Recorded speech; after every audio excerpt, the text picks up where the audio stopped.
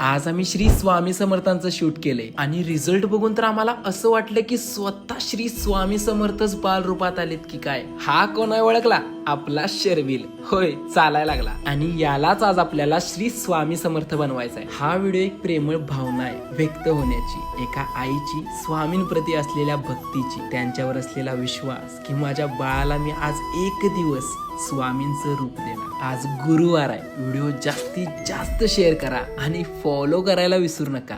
चला आता मोबाईल आडवा करा, तुमच्या आणि स्वामींची भेट घालून देतो.